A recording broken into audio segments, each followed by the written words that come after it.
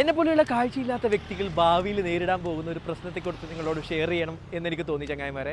ഞാനിപ്പോൾ തനിച്ച് ഈ വൈറ്റ് കെയിൻ ഉപയോഗിച്ച് റോഡിലൂടെ അല്ലെങ്കിൽ ടൗണിലൂടെയൊക്കെ ഒറ്റയ്ക്ക് നടക്കുന്ന ഒരു വ്യക്തിയാണ്, ഒറ്റയ്ക്ക് സഞ്ചരിക്കുന്ന ഒരു വ്യക്തിയാണ്. ഇപ്പോൾ റോഡ് ക്രോസ് ചെയ്യുന്നതാണെങ്കിലും പലപ്പോഴും തനിച്ച് തന്നെയാണ്.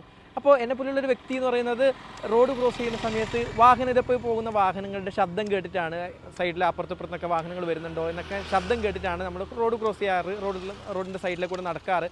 അപ്പോൾ വരും കാലങ്ങളിൽ ഇലക്ട്രിക് വാഹനങ്ങളുടെ ഒരു കാലഘട്ടമാണല്ലോ വരാൻ പോകുന്നത്. അപ്പോൾ ഇതിനേക്കാളും താരതമ്യേന ശബ്ദം വളരെ കുറവാണ്. ഇപ്പോൾ ഓടുന്ന വാഹനങ്ങൾക്ക് തന്നെ പണ്ടത്തെക്കാൾ വളരെ ശബ്ദം കുറവാണ്.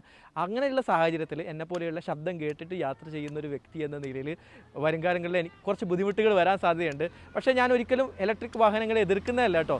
അത് നല്ല കാര്യം തന്നെയാണ്. ശബ്ദ മലിനീകരണം കുറക്കും, വായു മലിനീകരണം കുറക്കും, ഒരുപാട് കാരണങ്ങളുണ്ട്. പക്ഷേ എൻ്റെ ഒരു ആശങ്ക നിങ്ങളോട് ഷെയർ ചെയ്തു എന്നേ ഉള്ളൂ ചങ്ങായിമാരെ.